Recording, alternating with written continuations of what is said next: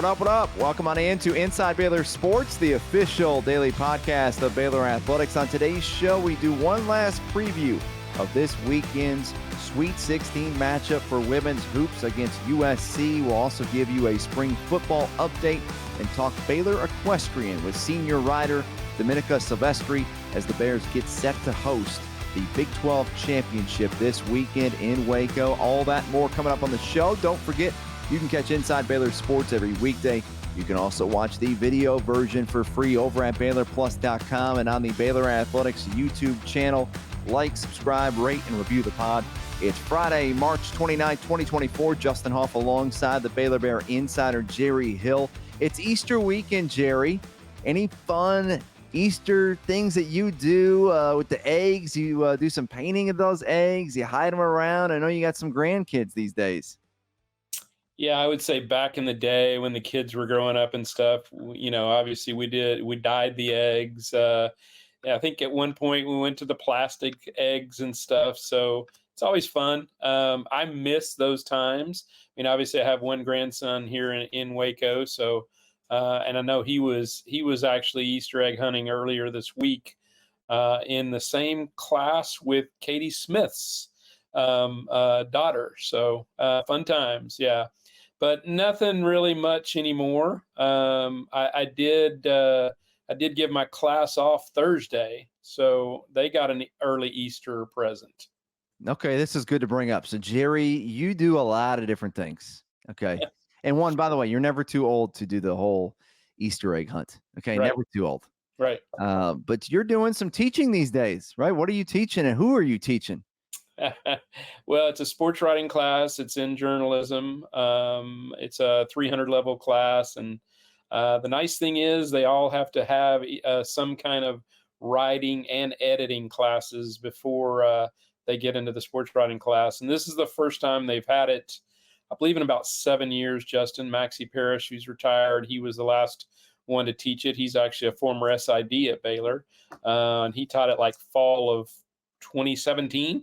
But yeah, just mainly journalism majors. I think I have maybe one that's like a business major or something, but for the most part, it's journalism majors. And surprisingly, a lot of them are interested in going into some form of it. May not be sports writing, a lot of them, broadcasting or something. So there's a lot of varied interest in there, but I like that there's so many that are interested in some way in getting into sports. I hope you're a good teacher.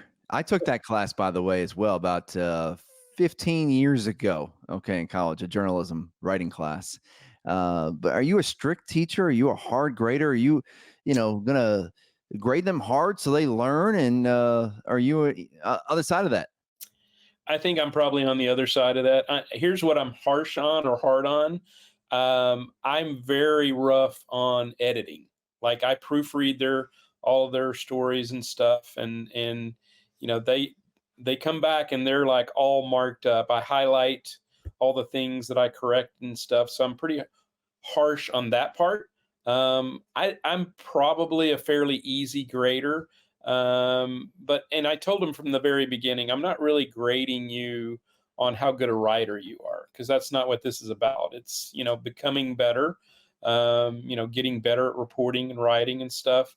But not everybody is a gifted writer. Like, you're gifted in other areas, Justin. You're not the best writer. I know that for a fact. So, but yeah, that's kind of where I started out with, is I'm not going to grade you on how good of a writer you are. And I say writer since we're talking equestrian later, but but it's been a fun class. First time I've done it. I'm already kind of signed up for the fall to teach it again in the fall. So it's been fun. Wow, they already let you back for another semester. Okay. Well, they don't have the student evaluations yet, so that may change. Okay. All right. Let's jump into some sports talk here. Women's basketball. It's been the talk really of the town around Waco right now, making the Sweet 16 appearance, playing on the hardwood, 16th time in program history. It's great to have this team back in elite company here in the Sweet 16. But looking at this matchup against USC, it's on Saturday at 4:30 on ESPN, and you're going up against the number 1 seeded USC team. And anytime you get a chance to play a one seed, that's an opportunity. But they are a one seed for a reason, Jerry. And the one thing that USC possesses is size. Yeah, they're big, across the front in particular, a lot of size there. I mean, obviously the player everybody knows about is Juju Watkins. She's about 6'6", 6'2", but they've got a grad transfer from Harvard, Mackenzie Forbes, who actually started her career at Cal, and then another forward, Raya Marshall. I believe she's like 6'2", so really good size on that front. And obviously Baylor has struggled at times, defending players in that post area. So this is a tough matchup. Like you said, they're number one for a reason, and they've beaten a lot of teams. They've beaten a lot of really good teams. They're 2-0, I believe, against Stanford. They've beaten all good teams. Here's an interesting note, though. Baylor has one more win against Utah than USC does. They are actually 0-2 against Utah. And Baylor obviously beat the Utes when they were at full strength early in the season. So there's one comparison where Baylor is certainly better. We're better against the Utes than USC is. Love the accent there like that. Yeah, and I mean, hey, all these games, that's why you play them. On paper, yeah, they have an advantage on us, right? They're the 1 seed, we're the 5 seed. But these games are not played on paper. And I was thinking about this the other day. I mean, you think about men's basketball. If they play Clemson 10 times, you can make your case and call it homer, but I think Baylor probably wins that 7 times. But on that one day, Clemson beat Baylor. And so you only have to be better than X team on one day. You're not playing them in a 7-game series. This is not the NBA. It'd be interesting if we had that. Oh, man, that could be fun for the championship to play multiple games, but maybe 3 games. Yeah, a series. But, you only got to be better than one day. And so that is part of March Madness and what makes it so crazy and hectic. And I'm expecting a pretty crazy weekend in terms of games on both the men's and the women's side in terms of some 1 seeds possibly going down this weekend. And I was talking about advantages that Baylor might have. I would say tournament experience. USC, and I didn't realize this until I did a little bit of a deep dive, but this is their first time in the Sweet 16 since 1994. How crazy is that? Think about how many times, like you said, Baylor, this is their 16th time.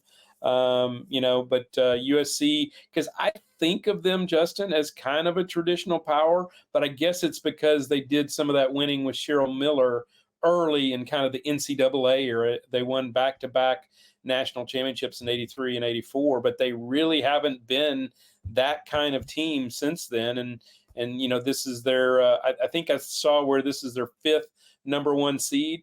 First time since 86. So it's been a minute. So, yeah, I think Baylor has a little bit of the NCAA tournament edge and certainly tradition, particularly if you look over the last 20 years or so. Yeah, and so really looking forward to this game. I mean, it's a toss-up, right? Toss-up. I'm sure USC is a favor. They are favored a little bit in this game, but anybody can win this one, and we'll see how it shakes out. I think 3-pointers could be key for Baylor. That's something that I know we've talked about on the podcast this week, but for all their losses, the opposing team has made 7+ 3-pointers in each of those 5 losses. So in order to beat USC, teams have had to shoot the long ball, and I can see why. It's harder to make baskets in and around the hoop with their size, and so you kind of have to shoot over the top of them, Jerry. But we'll see how it shakes out. What do you think about Juju Watkins? So star player, 2nd leading scorer in the country. She is fantastic. Rebecca Lobo said she's a once-in-a-generational type player. Just a freshman, right? Putting up numbers as good or better than Caitlin Clark as a freshman. Do you have to – she's obviously at the top of the scouting report, right? But do you try to slow her down, or do you let her get hers and then worry about the others? Because even if she scores 30, she's going to need others on the team to step up in order for USC to win. Yeah, I think if anything, Justin, you try to limit her touches as much as you can. Try to keep it out of her hands, but you've still got to contain the other 4 players. The other 4 players can beat you if you let them. So I think you limit Juju as much as you can. Like you said, other than maybe Caitlin, or I'll say it right now, other than Caitlin, I think she might be the best player in the country. Paige Beckers is also up there as well. And we've seen some really good freshmen this year. This is the best one. I know Nikki early in the year was talking about, this player or this player, including Madison Booker. But I think Juju, through the course of the season, has proven that she's the best. But I don't think you put all your focus on her. Like you said, she's at the top of the scouting report. It starts there and then trickles down. But I think you have to start with her. But you don't put so much emphasis and double and triple teaming her that you leave some other players open, because they can make the three. I think they've made 250 plus 3-pointers. So they're a good 3-point shooting team. You've still got to be concerned with that. But yeah, this is a really good team. Like you said, they've had the season they've had. They're a number one seed and all that. But number one seeds lose occasionally in the NCAA tournament. Even on the women's side, the one seeds do lose. I don't think we'll have 4 number one seeds this year in the Final Four. It has happened before, but I don't think we get there with 4 number one seeds this year. Okay, heard it here first. Jerry's saying don't, in terms of scouting, don't put all your eggs in one basket. Little Easter weekend stuff. Yeah, you see where we went. And yeah, just a fact check here. So Caitlin Clark, as a freshman, she averaged 26.6 points per game. Juju Watkins right now, 26.9. So she's better. So in terms of scoring wise, and came out really highly touted, did Juju. Caitlin wasn't quite as touted coming out of high school as Juju. And obviously her career has blown up ever since. But yeah, it's going to be a lot of fun. Saturday, 4:30, ESPN. The 5 seed Baylor taking on the 1 seed USC. All right, let's transition now over to spring football. Spring football, yes, got underway about a week ago. Obviously, we got the pro day coming up this weekend, the NFL draft at the end of April, the spring game, April 20th at noon at McLean Stadium. But 15 practices here in the spring. Jerry, you've been at some of the media sessions. What are you seeing and hearing about the Baylor football team right now? Yeah, I think it was kind of a natural bump in excitement, Justin, when you bring in a new offensive coordinator, when you bring in a new offense and you've got, 4 or 5 new coaches. That's fun. I mean, it does bring a certain level of excitement. I think in some of those cases, particularly like, Dennis Johnson going to the NFL, I know the defensive linemen, because we talked to them the other day, they were really sad to see him go, but they're already invested in Coach Noakes. So I think there's an excitement level there just with change, with new. And like you said, I mean, there's a lot of new players also in, a lot of transfers. And, so I think they're going to make a difference. I think, like I said, I think with some of those changes that they've made, there's just a little extra skip in the step of some of these players. I think they're ready to go. Well, yeah, it's great. 6 new assistant coaches, and then a lot of new transfers, and just part of college football these days. The transfer portal is active, and you got to be in there, and taking and getting some better players and improving your roster, right? Roster construction. But I'll say this much, Jerry, I'm open for defense. I'm open to win a game 3-2, but I do like some offense, and I do like the spread offense, up tempo, fun. I was watching a press conference the other day. Dusty May, the new head coach of Michigan basketball on the men's side, he said we want to be easy on the eyes and fun to watch. And we want people to come out and watch our team play. And I think Jake Spavital and this offense brings every bit of that, getting up and down, a little bit more tempo, more plays, more shots down the field, more opportunity to put points on the board. And I think that's we'll have a direct impact on our fan base and improve our fans and really get them excited for the season. Yeah, I agree. I think this could be will be an exciting offense. Whoever comes out of the quarterback battle with DeQuan Finn and Sawyer Robertson, I think that's a great thing to have, is having some options like that. I don't know that it's necessarily being handed to DeQuan. I think he's got to earn it, but that should be fun to watch this spring. But yeah, Justin, a lot of weapons. And they're not going to forget the running backs. Let's put it that way. This will be an offense that uses the running game. This is not like the run and shoot days where, you might run the ball 5 times. They're going to run the ball, and particularly with the stable of backs you have, with a Dom Richardson, with Richard Reese, with Dawson Pendergrass. And we didn't see a lot of Bryson Washington last year, but he's a really good back. So with that kind of stable of backs, you've got to at times lean on that running game. But yeah, I think they're going to be more up tempo, certainly less huddle, if at all. And I think they're going to go. They're going to want to run. They're not waiting to the last 5 seconds to snap it. They're getting to the line and going. Yeah, and obviously our fans are familiar with, some of the teams, and we're going to honor the 13 and 14 teams this fall. And so maybe they'll have a makeup similar to them. They use the running backs a lot, those teams, no huddle. And so however you do it, I just think the fact that you're putting and working to put up more points on the board, I think that's an exciting thing and just kind of easy on the eyes for our Baylor fans. So looking forward to all that and getting underway. We'll have more updates throughout the spring. You can follow Baylor Plus today on X, Instagram, TikTok, and Facebook. It's the official content network of Baylor Athletics. Think Netflix for your Baylor Bears. Download the app on your mobile device and sign up for your free 7-day trial today at BaylorPlus.com. It's now time to welcome in fifth-year rider Dominika Silvestri. Dominika, really appreciate your time. Exciting week, certainly for equestrian with the Big 12 championships coming up this weekend. Wanted to talk about your story some. First off, you're a tremendous rider, one of the best student athletes we have on campus here. Tell us about your journey. Your 5th year, but you're all the way from Massachusetts down here to Waco, Texas. How'd that come about? Definitely. So I've started riding when I was about 4 years old, and my mom rode and my dad owned race horses. So it was kind of in the family just to keep the horses going. So about my sophomore, junior year, I had some friends that came all the way down here to come to Baylor and ride. So it was always a dream just to follow them in their footsteps, as they were people I looked up to. And I was grateful to get recruited going into my senior year of high school. So committed over the summer and smooth sailing from there. And I was happy to leave home. It was a big jump from Massachusetts, pretty far, but everyone made me feel like home. And we're grateful to talk with you. I mean, you're an All-American, all Big 12 flat team, Big 12 flat rider of the year last year. I mean, there's a lot of accolades. I can go on and on and on about these accolades, but what's it been like here at Baylor and just competing down here and being in Waco and going to school at Baylor University?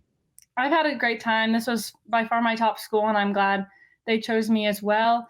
I've really seen all parts of the team. I didn't start my freshman and sophomore year. I kind of was in the exhibition and demo situations, which was really great. But I've loved that I've been able to see all aspects of the team. I've been on the bench, I've warm up rode, and now I've start, and it's just been a great time surrounded by so many great people and coaches.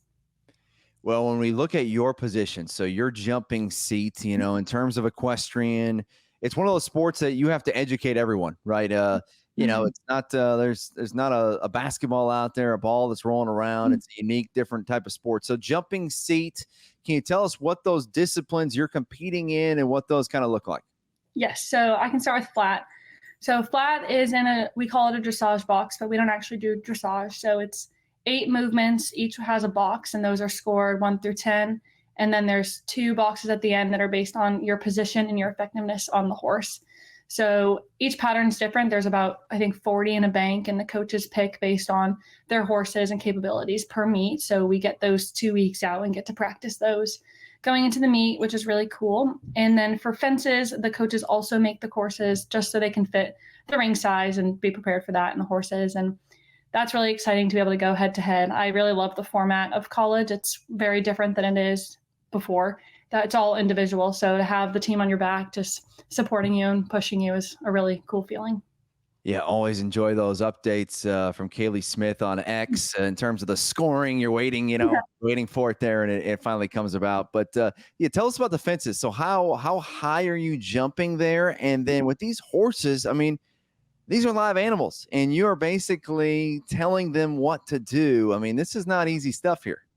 Yeah, so fence height depends on where you're going. So we usually set around 3 feet. But at a championship like Big 12s this week or nationals, they can get up to 3 foot 6 inches. So there's a really wide range, but sometimes when we travel, their horses really might not be cut out to jump that big. So you see anything from 2.6 to 3.6. Well, and I hope you obviously do. I make a joke here, but I've had some bad experiences with horses. Okay, the first ever horse time I rode a horse was out in Montana in the mountains, and it was like a 20-mile trek through the mountains. And that was not a good experience for me. That's probably not a good situation for the first time. But you've obviously had some great relationships. I mean, in terms of the horses, I mean, they're special to y'all. I mean, I know we got some animal lovers that are out there listening, but you guys take care of these horses. I mean, they're really kind of your own. And so what do they mean to you? Do you have a horse or two that are your favorite, that kind of your go-to ride?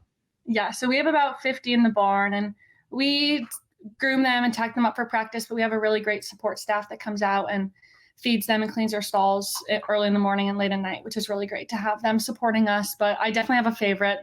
My favorite is Teddy. I think I struggled with him when I first got to school, and then we have the option to bring horses home for the summer just so that they can keep moving and competing while we're home as well. So I actually brought him home because I struggled with him at school, and I was like, I need to get better at this or I'm not going to be very good. So I brought him home for the summer, and we had a great summer. It was one of the best summers I've had competing, and had a great time. It was so relaxed. And then come back to school, and we had a nice bond. So it's been great to have that with him for the last 3 years. So I'm hoping someone else takes him home because he had a great time. Okay, there it is, Teddy. And sometimes this happens in some of the stick and ball sports where people are competing over the jersey number, right? And you hear it in pro sports. A famous player gets traded to another team and wants that jersey number. Do you have situations where you guys are competing for the horses, where someone's trying to get your horse and no, Teddy's all about me? So practice every day, coach actually makes a schedule on who we're riding. So we change horses every day. We'll even change during practice if we're prepping for a meet, just so we can ride all different types of horses going into away competition, or even at home. We'll probably cycle through 3 or 4 in one practice just so we're ready for the next day. But on meet day, it's all random. So who you are against for your component, as well as the horse you're on, and when you will compete, first or second half, is all done in Excel or something like that. But it's all random. So you wish to get the horse that you want, but it doesn't always turn out that way, and you just got to make the most of it. Well, hopefully we'll say a few prayers, and maybe Teddy can go to you this weekend. But this weekend, really big time opportunity for y'all. I know the season hasn't been exactly how you wanted it to play out here, but this is kind of a new season, if you will. So what's the team's mindset right now entering the Big 12 championships, which begins on Friday?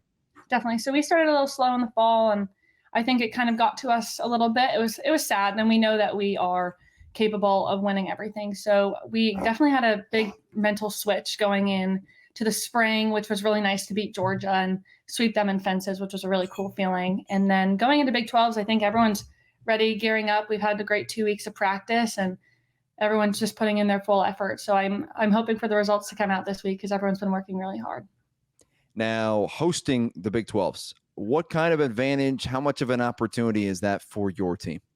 Definitely. So horse-wise, not too much. So if we're playing TCU in the first round, so we'll have 3 Oklahoma State horses, 1 Baylor, and 1 TCU.